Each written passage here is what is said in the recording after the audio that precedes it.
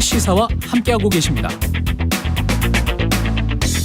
네, 여야 공방이 펼쳐지고 있는 정치 현안들 이영호 국민의힘 의원과 이야기 나눠보겠습니다. 안녕하세요. 예, 안녕하세요. 예, 의원님이 지금 문체위 여당 간사시잖아요. 예, 그렇습니다. 예, 도둑시청이라고 해서 누누TV 같은 것들 불법 콘텐츠 유통이 기승인데 이 피해 규모가 어느 정도 됩니까? 우선 누누TV가 운영됐던 게 한 7개월 정도였는데요. 예. 누적 접속자 수가 한 8,300만 명. 그래서 OTT 업계의 피해액이 추정하기로는 약 5조 원에 이르는 것으로 되어 있습니다. 5조 원? 네. 그 콘텐츠 그 수수료를 받을 수 있었던 돈이 5조 원이나 되는 거군요, 그러면. 와. 그렇습니다. 예, 청취 이렇게 시청하는 것만 가지고 그렇죠. 예, 수익이 생기는 거죠. 예, 이거 대표 발의한 법안이 있으세요, 지금? 네, 그렇습니다. 예, 설명을 좀 해주십시오. 예. 두 가지인데요. 예. 우선은 고의적으로 불법 복제물을 유포한 자에게 예. 손해배상을 3배까지 물리는 징벌적 손해배상제를 도입하는 것이 하나고, 유포자. 네. 예. 또 하나는 지금 관계 공무원, 문체부 공무원이 불법 복제물 현장 조사를 할 수 있는 이렇게 법적 근거를 마련하는 것입니다. 예. 현재는 이제 그런 규정이 없어서 공개된 장소에서만 단속이 가능했는데 개정이 된다면 불법 유통 사무소에 직접 출입해서 조사 단속할 수 있는 그런 것인데요. 문체부에도 특사경 특별사법경찰이 있습니다. 이 권한을 좀 강화하자, 이런 내용입니다. 이용자는 처벌이 됩니까? 혹시? 물론이죠. 네. 이용자도 처벌됩니까? 이용자는 아닙니다. 이용자는 처벌 안 되는 거죠? 예. 그렇습니다. 그러니까 유포한 자만. 유포를 또 협조한 자도 처벌이 됩니다. 알겠습니다. 그리고 이동관 방통위원장 후보자 같은 경우에 지금 그 과거에 홍보수석이나 대변인으로 있을 때 그 언론 장악과 관련된 문건들 많이 있었잖아요. 근데 이런 분이 방통위원장 후보자가 되는 게 적합합니까? 글쎄요, 그 부분에 대해서 이동관 후보자는 본인은 그렇지 않다. 본인이 지시한 게 없다. 사실 아니라고 주장을 하고 있기 때문에. 아니, 수신 문건이 홍보수석으로 돼 있고 거기에서 좌파 이렇게 국정원이 홍보수석이라기보다는 홍보수석실 이렇게 돼 있는 거 알고 있고요. 예. 실과 홍보수석은 다른 것이니까. 그래서 이 부분에 대해서도 일부 이제 야권에서도 주장을 하고 또 언론에서도 문제를 제기하니, 그러면 이런 문제에 대해서는 청문회에서 따져볼 일이죠. 우림도 지금 언론인 출신이신데 그 관련해서 또 뉘앙스가 묘했단 말이죠. 언론 장악은 할 수도 없고 해서도 안 된다. 그러나 자유엔 책임이 따른다. 지금 사람들이 다 본인들도 잘 알 거지만 공산당 신문이나 방송이 있다. 조금씩 이제 저는 원론적으로는 저도 이제 그 발언을 이렇게 살펴봤는데요. 예. 원론적인 얘기 같게 들려요. 기본적으로는. 그러니까 본인은 예를 들어서 언론은 장악될 수 없다. 맞는 얘기고요. 예. 또 언론 자유에는 반드시 책임이 뒤따라야 된다. 이것도 맞는 얘기고. 이런 것이기 때문에 저는 이동관 후보자에 대해서 너무 일부에서 너무 트라우마가 있는 것인지 알려져 있는 것인지 모르겠지만 지나치게 하는 측면도 있다. 저는 그렇게 봅니다. 과거에 그런 문건들이 지금 한두 개도 아니고 문제 보도를 조치했다. 그리고 조치 결과가 몇 시 이후부터는 보도가 되지 않았다. 이런 이제 문건들이 나왔기 때문에 그런 것들이 이제 사실 문건이라는 거는 정부의 공식적으로 생산한 문건에서 나왔다는 거는 우리가 사실로 인식할 수밖에 없는 거잖아요.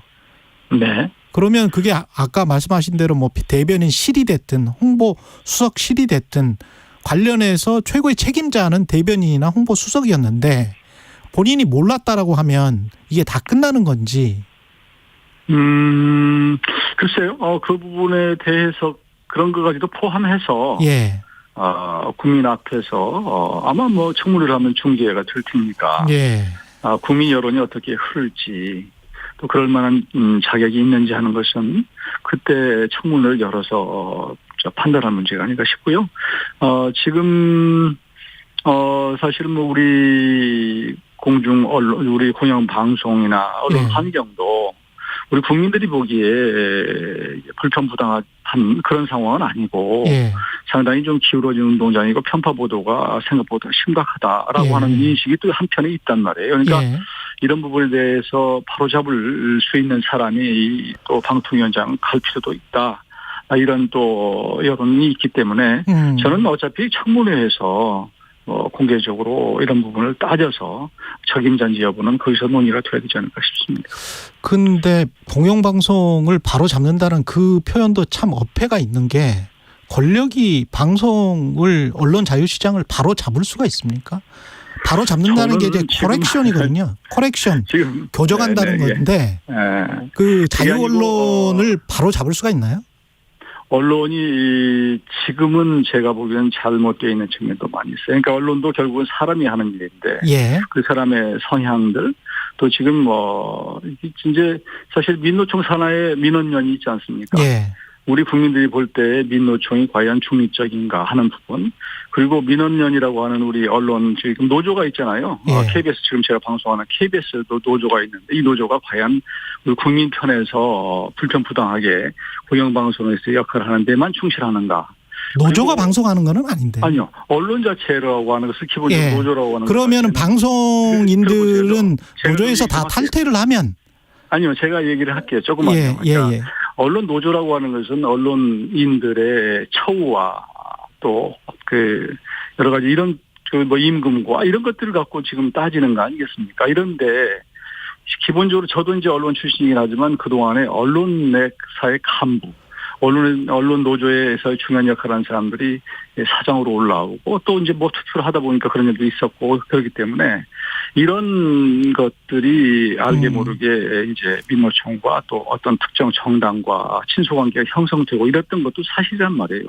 저는 그런 측면에서 언론이 지금쯤에는 정말 우리가 공영방송으로서의 언론으로서의 책임을 하고 있는가 되돌아볼 필요가 있다. 저는 그렇게 생각해요. 알겠습니다. 여기까지 듣고요. 그 민주당 이야기, 야당 뭐 정치 현안들이 좀 있으니까요. 김은경 혁신위원장 같은 경우는 미래가 짧은 분들 그 뭐 이렇게 쭉 하면서 결국은 1인 1표의 민주주의를 이야기를 했다. 자기 자녀에게 그런 이야기지만 좀 오해가 살 수 있는 사실을 이야기를 했고 그런 발언을 했고 양이원영 의원은 두둔하는 이야기를 하면서 미래 살아있지도 않을 사람들 이런 이제 말을 했단 말이죠. 네네. 이거 어떻게 보세요?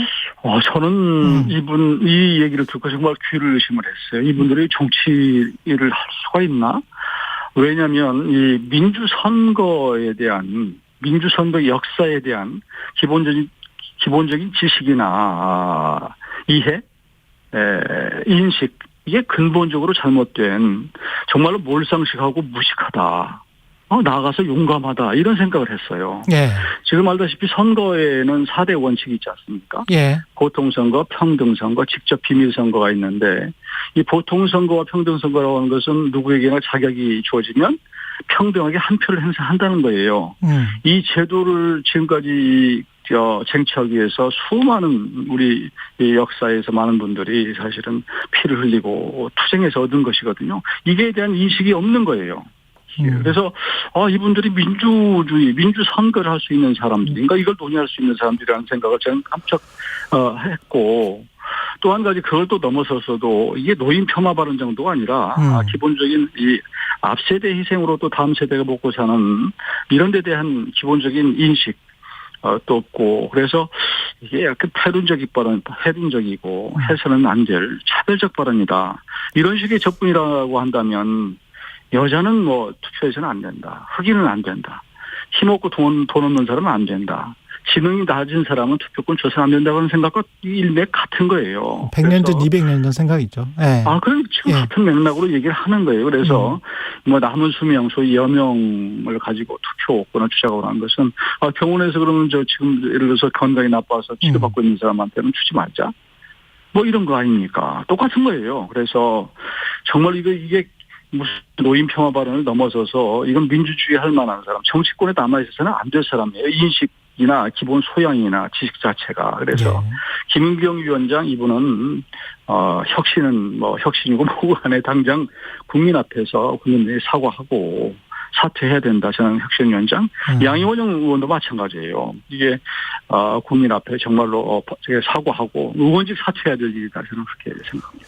국민의힘 상황도 좀 여쭤보고 싶은데 지금 홍준표 시장이 묘한 발언을 했단 말입니다. 나는 총선까지 치렀지만 이준석, 유승민은 안고 가라. 이게 원팀으로 지금 국민의힘이 가고 있는 상황입니까? 아니면 일부만 가고 있는 상황입니까? 저는 원론적으로 홍준표 대표의 얘기가 동의합니다. 아, 그러세요? 왜냐하면 네. 지난 대선에서 사실은 한 배를 타고 윤석열 정부를 탄생시킨 사람들이거든요.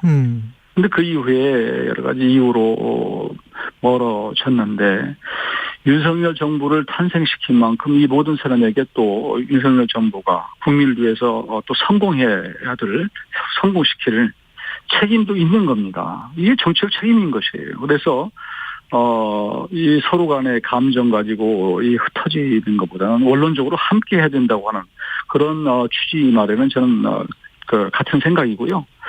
그러기 위해서는 서로 좀 포용하고 존중할 필요가 있다. 어느 순간 이 양쪽에 이런 것들이 좀 상실된 이런 상황이 됐는데 지금부터라도 포용한 노력이 필요하고 또 그 대상이 되는 그런 인물들도 신뢰 회복을 위해서 조금 전에 말씀드린 국민들을 생각해서 현 정권의 성공을 위해서 노력할 필요가 있다. 이렇게 저는 그렇게 생각합니다. 의원님 20초밖에 안 남았는데요. 수도권으로 나오신다는 이야기가 있더라고요. 마포갑 당협조직위원장에 지원했다는 이야기. 네. 예, 맞습니다. 아직 뭐 결정된 건 아니고요. 그렇습니다. 결정된 다만 제가 수도권으로 오겠다 이런 수도권으로 밝혔는데, 뭐 제가 하여튼 지난 대선 때 정권 교체 위해서 윤석열 정부에 이제 같이 합류를 했는데요. 저도 윤석열 정부가 성공하기 위해서는 내년에 총선에서 승리해야 된다고 보고 그런 차원에서 제가 지역구 호남에서 지금 우리 선거구 자체도 지금 이렇게 공중분해 들은 상황인데, 알겠습니다. 여기까지 한석이라도 이용호 국민의힘 의원이었습니다. 좋겠습니다. 2023 KBS 1라디오 연중